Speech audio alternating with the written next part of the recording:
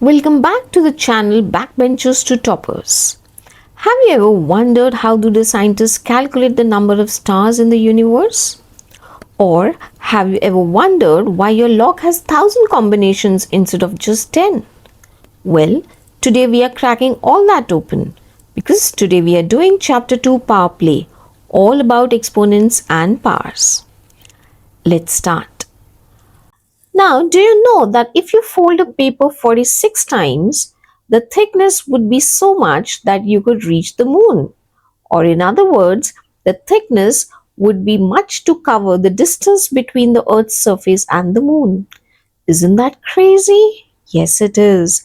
Just 46 times. No, we haven't ignored any zeros.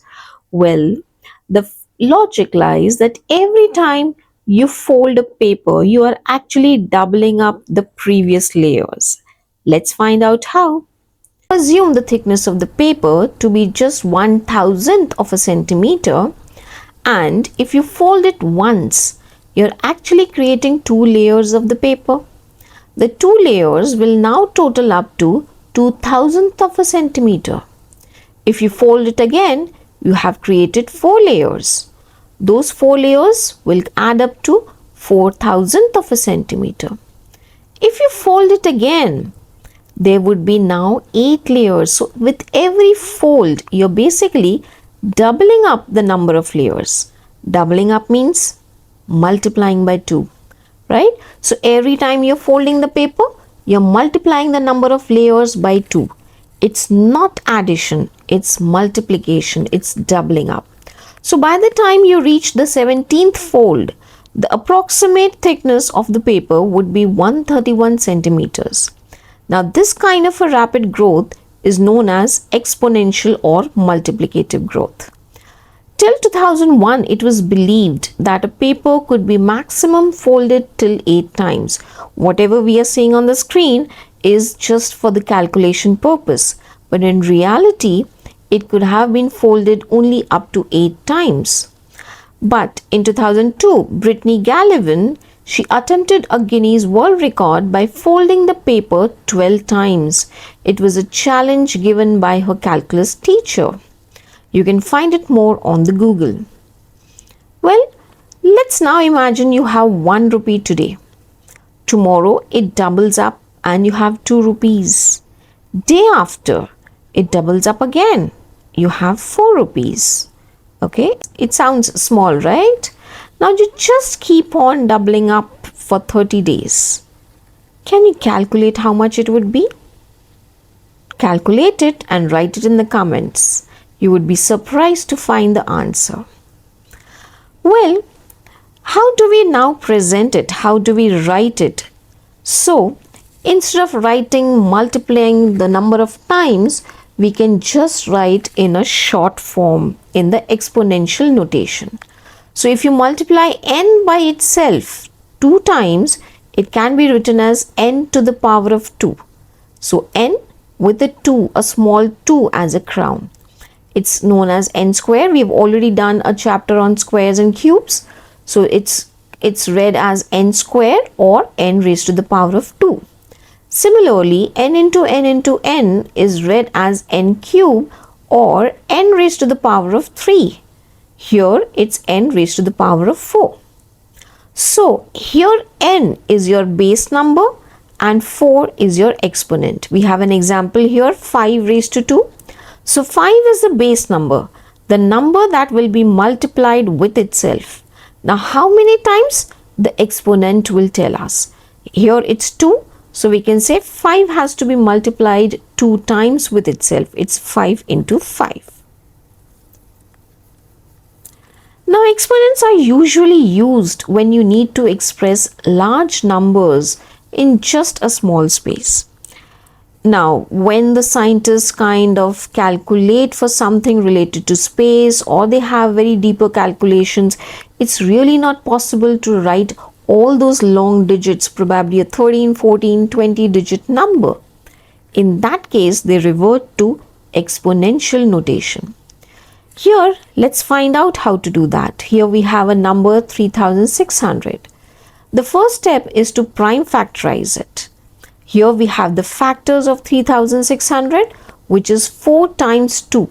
It can be written as 2 raised to the power of 4.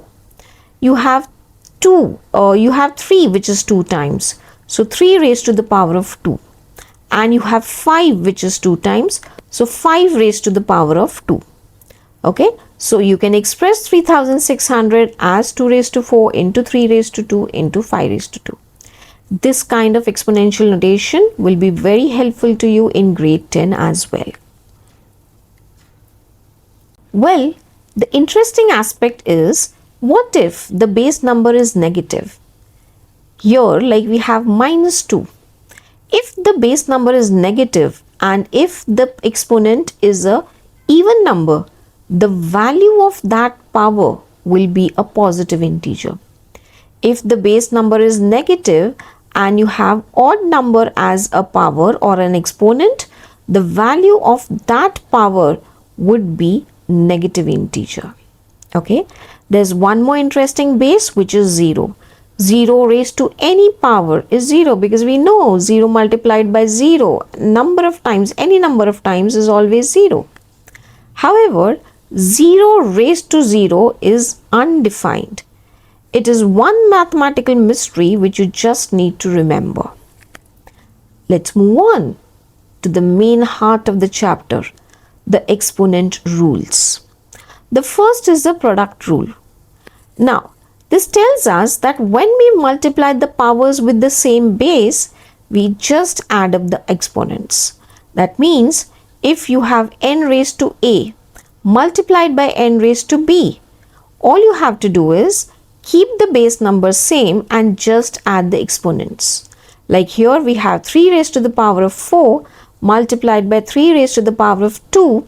You just add up the exponents. 4 plus 2 is 6 and you have 3 raised to 6. Let's see how. What's the logic behind it? 3 raised to the power of 4 can be actually split up like this. 3 multiplied 4 times. And 3 raised to the power of 2 can be added like this. Put it up as this. Now add the total number of times 3 is multiplied. It's 1, 2, 3, 4, 5, 6. So 3 is multiplied 6 times here. So it's 3 raised to 6.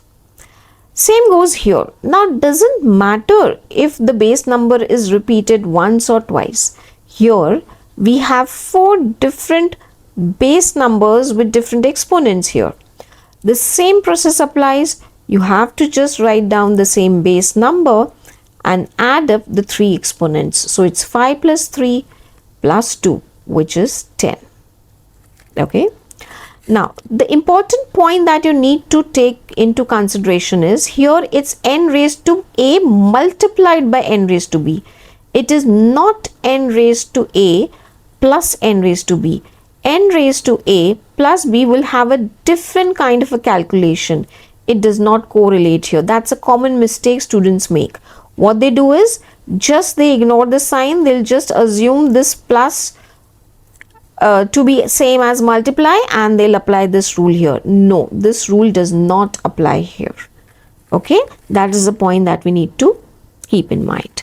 Let's move to the next rule, which is the division rule.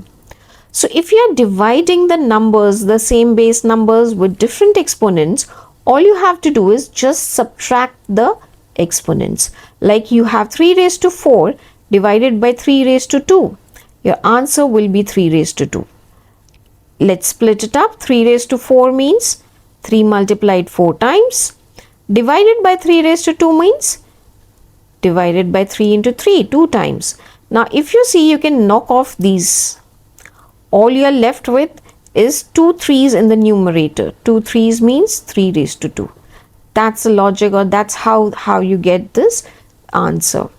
So when you divide, all you have to do is just subtract the exponents.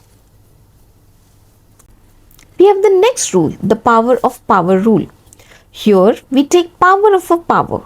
Like we have n raised to a, the whole raised to b. In such cases, you have to multiply the 2 powers with it. So here we have n raised to a into b. For example, 3 raised to the power of 4, the whole raised to the power of 2. It gives you 3 raised to the power of 8. Next is the same power with different bases. What if you have different bases but the same power, like m raised to a into n raised to a? In this case, you have the same exponent a but different bases. All you have to do is multiply these two bases. Now I repeat here again, this applies only to multiplication and not to addition. You cannot say m raised to a plus n raised to a. No, that does not apply here. So you just multiply the bases and apply the same exponent. Like here we have 2 raised to 3 into 7 raised to 3. So you multiply the bases, 2 into 7, you get 14, 14 raised to 3. The next rule we have is about the zero exponents. A while back we studied that 0 raised to the power of 0 is undefined, and I said it's a mathematical mystery. Well, that's because if x raised to the power of 0, the value is always 1, wherein x is a non-zero number. So any number which is a non-zero number has 0 as its exponent, the value of that notation is always 1. Now this cannot be 1, this is be undefined. Okay. The next rule is the negative exponents. What if you have a negative exponent? How would you solve it? Just make a reciprocal of that base number, as simple as that. So here too you have to take care where n is not 0 and it's raised to the power of any negative number. All you have to do is find the reciprocal of that. For example, here we have 7 raised to the power of minus 2. It can be written as reciprocal of the same thing, 1 raised to the power 1 upon 7 raised to the power of 2. Now in this case, when you write it up as a reciprocal, the power will lose its negative sign. So here as you can see, it is 1 upon 7 raised to 2 and not minus 2. Okay, so it can be further solved as 1 upon 49. Now powers can also be used in a very common format of expanded form. We know what are expanded form of numbers, right? So we can actually get them in the exponential notation like this. So 6 here is at the 10,000th place. So 60,000 can be written as 6 into 10 raised to 4. Here 3 is at the thousands place. So we can write it as 3 into 10 raised to 3. 5 is at the 100th place. So 5 into 10 raised to 2. And so on. The last one is interesting, wherein 9 is at 1's place. Now, if you want to show this as a power of 10, what is the easiest way? Show it as exponent 0. 10 raised to the power of 0 is actually nothing but 1, right? So 9 into 1 will give you 1. So this is how it is broken down into. Now not just normal numbers, but decimals can be also written in this format, like 912.73. It can be broken down into 9 into 10 raised to the power of 2, 1 into 10 raised to 1, 2 into 10 raised to 0. Now, very interestingly, when you have 0.7, 7 is nothing but 7/10 of a number, right? So this has been written in a negative notation or a negative exponent. Why? Because 7 into 10 raised to minus 1 is nothing but 7 upon 10. Okay. The same goes with 3 into 10 raised to 2. Why? Because 10 here becomes, 10 here can be written as a reciprocal of itself. Okay. So this becomes 3 upon 100, which is the decimal place here. Okay.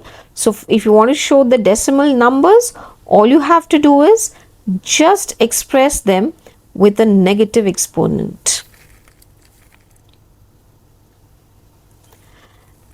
Now, can you read this number? Well, it is a huge number. Now, basically, what does it stand for? This is the distance from the center of the Milky Way till the sun. Okay, isn't that a huge number to even count? And it's quite tedious to count the number of zeros. Sometimes you might even miss them. So the best way is to write them in a scientific notation or a standard form. Okay, we call it a standard form. Scientific notation because usually the scientists adopt this form. What you have to do is you have to express it as a number multiplied by power of 10. Now this number, like we have x here, it has to be between 1 and 10. That means it can be 1. It is less than equal, x is greater than equal to 1, but it is less than 10. That means you can't even write 10 here. So, for example, you have 5,900 here. You want to express them in a standard form. All you have to do is just actually come to the first digit. After the first digit, put a decimal point. Alright? And multiply it by the power of 10. Now, what will be the power? The power will be the number of decimal places that you have here. So, you have 3 decimal places. So, it's going to be 10 raised to 3. Okay. So, if we actually convert this into scientific notation, so this is nothing but 3 into 10 raised to the power of 10.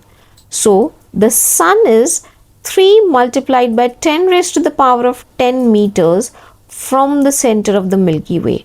Now, isn't this really relaxing to write rather than being overwhelmed by that number? Yes. Now, have you ever wondered how many combinations your phone lock has? Well, a 2-digit lock can have 10 options for each digit because the first digit can be anything between 0 and 9. The second digit can also be in any case between 0 and 9, and the combination could be anything 0, 1, 0, 2, 0, 3 and so on. So basically you have 10 raised to 2 combinations. That means you have the 100 combinations for any 2-digit lock. For a 3-digit lock, the power increases to 3. So you have 10 raised to 3 times the power combinations. If you have a 6-digit lock, it would be 10 raised to the power of 6 combinations. Okay. So any n-digit lock will have 10 raised to n combinations. Why only 10? Because a single digit can range from 0 to 9. So we have 10 numbers to choose from, and the number of digits will become the exponent here. If it is a letter based lock, a letter can be anything between A to Z. So we have 26 letters from A to Z, right?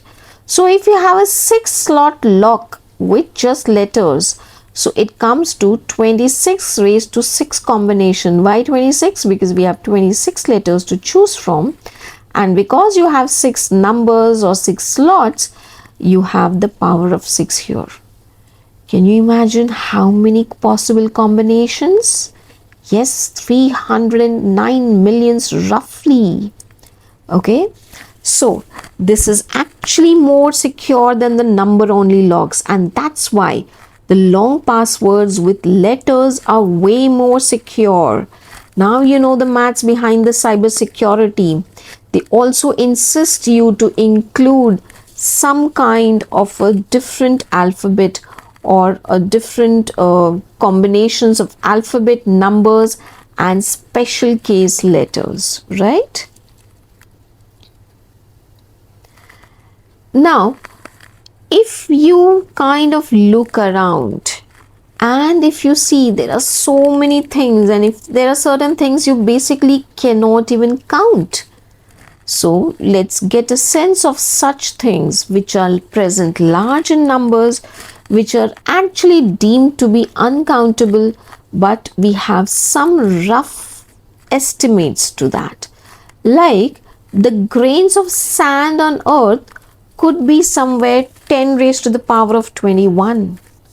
The stars in the observable universe, the universe till where we can see, could be 2 into 10 raised to the power of 23. The total number of water drops on the earth could be, now these are all estimates, could be 2 into 10 raised to the power of 25. That means that is the total water on the earth. Now, if we actually go and kind of think even about calculating it, it would be very, very difficult. It's unimaginary. But yes, scientists have found some estimates here. Now, let's actually think of the age of the earth. It's billions of years, right? But if we actually convert them in seconds, it could be 10 raised to the power of 17. Really? Do you think so? 10 raised to the power of 17 seconds, could that make a billion of years? Yes, it can. It looks so simple, but when you actually go and multiply, you'll get to know it.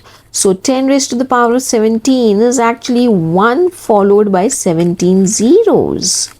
Yes, it is that simple. Well, we have some special numbers which are quite large, like 10 raised to the power of 100 is known as Gugol.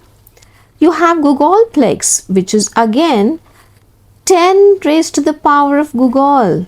That means 10 raised to the power of 10 raised to the power of 100. That's a huge mind-blowing number. Well, that's all about this chapter, power play. To sum up, we have the exponents. Basically, it's nothing but repeated multiplications. We have the rules or the laws, the product law, the division law, the power of power, the same power with different bases, the zero exponent and the negative exponent. We also saw the negative bases with even power and odd power. We saw the scientific notations and how scientific notations actually make the huge numbers which are manageable. Alright, so we have the homework. Like I said earlier, if you actually have rupee 1 on one day, it's doubled up to 2 on the next day. How many rupees would you have at the end of 30 days? Comment and keep following. Maths is all about practice and patience. Keep coming back to the channel to view more.